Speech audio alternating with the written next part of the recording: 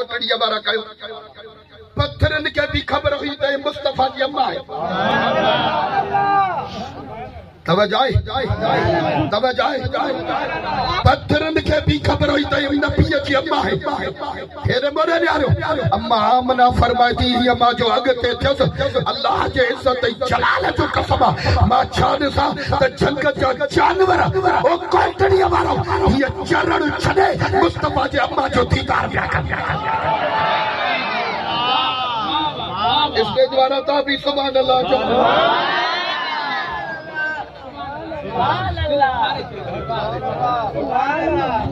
दिल ठारे चले वाह वाह सुभान अल्लाह दिल छो न ठर दी आए होई नबी जे दरजा नौकर मालिक की तारीफ दे और नौकर न ठरे वो नौकर केड़े खबर ॾाढा हथ मथे करे भेज दस्तगीर जो हेरे मोने यारो हे लफ्ज़न के कैच कयो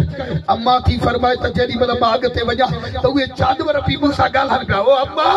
मुबारक थई असा जानवर जो नबी तुझे बदन में अची चुको आहे। हेरे मोने यारो अम्मा थी फरमाए थोरो अगते जो थिया छा दिसा त अल्लाह जी इज्जत जो सुकल वड़ा सुभान अल्लाह सुकल जगह ज़बान थोरो वडे आवाज सुकल वड़ा हेरे मोने यारो उन जे हेठो ही गुज़र कया छा दिसा त सुकल वड़ा सावा सुकल वड़ा इते एकड़ो लफ्ज चवा हेरे मोने यार गोरा सा समात फरमाए अर्ज या त जेसी तई उन सुकल वड़ जे हेठो नबी सही ना या अम्मा आमना त रोज किरास कंदी जेसी तई नबी ना या नबी सही ना यो जेस तई वो वड़ सुकल रही जेसी तई वड़ सुकल रहियो ये तकल न गुरु न गालायो इया गालायो जो नबी सही पाजे गुंबद में खिली वे थोरो थोरो मस्त थी वने आवाज हेरे मोने यारो महबूब करीम जी अम्मा थी फरमाई ये सुकल वण जे हेठो गुज़र जो कया सुकल वण सावा ओ कोटड़िया वारो गाल सच में अची वई त जे दिल में नबी नाए वो भी सुकल सुभान अल्लाह हथ मथे करे सुभान अल्लाह त वो भी सुकल वो सुकल वेचारे जो दुख न कंदा हां ॾाढा सुभान अल्लाह ही अर्ज़ कया वो पाड़ त सुकलो न जा नस्लो न जा बच्चा भी सुकल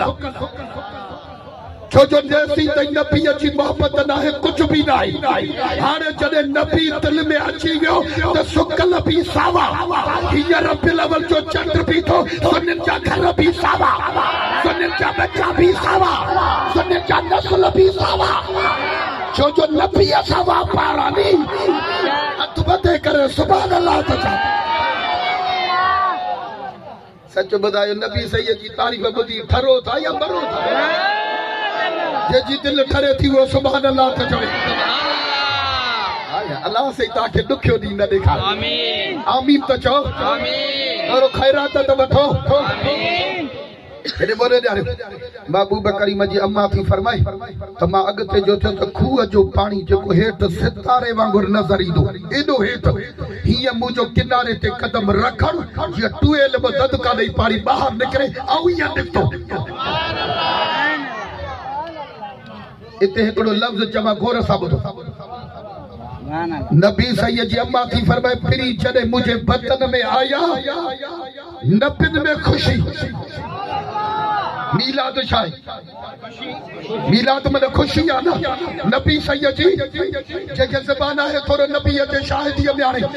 नबी सैयद जी खुशी आ हेरे बारे यारो ओ कोटड़िया वारो जेके आले इल्म वारो इन लफ्ज़न के कैच कयो दिलन में फीड कयो नबिन में खुशी जानवरन में खुशी पत्थरन में खुशी वड़न में खुशी पानी में खुशी नादिया मस्त थी तोरो बने अरमाना हिन जे ईमान ऐं अकीदे ते जो नबी हेड़े बेमिसाल नबी मिले जे जो सदको है इंसानी सूरत खई वेठा हिनखे कर ही नथो अचे नबी सही जो मीलाद था कयो त छितो थो थी पए न सही नबी सही जी या 12 तारीख़ न है 12 तारीख़ वफ़ात आ नबी जी वफ़ात छो न था मला मां तो तवा को पूछा वफ़ात वो मला है जे जो नबी मरी वियो असाल सुन्नत जो अकीदो असा जो नबी जिंदा जो असा जो नबी जिंदा असा जो नबी जिंदा वाह वाह वाह वाह सुभान अल्लाह ये वडे निहारियो मां हिकड़े जगह ते तकरीर पे कई हिकड़े जो न सही नबी सही जी या 12 तारीख़ ना है मां भला केड़ी आ नबी से क्या होता है ना जा वो 17 तारीख़ मां जो मां पो असा 12 मला तू 17 मला गलायो छो न वाह वाह सुभान त कंद खड़ी हेठ कई मां जो मां यो आसरो ता भले छडियो जेको चेजो हुंदो वो खुशी कंदो ॾाढा मस्त थी या वाहिद जमायत अहले सुन्नत जेके अल्लाह ताला मुक़द्दर में नबी जो मीलाद लिखियो ॾाढा रड़ करे सुभान अल्लाह त चओ रब जे इज्जत जो कसम खड़ी तो जवा हे हाजी दीन मल का पुछा करे नबी जो मीलाद यो मीलाद करण में सजो साल सुखियो वेठो काई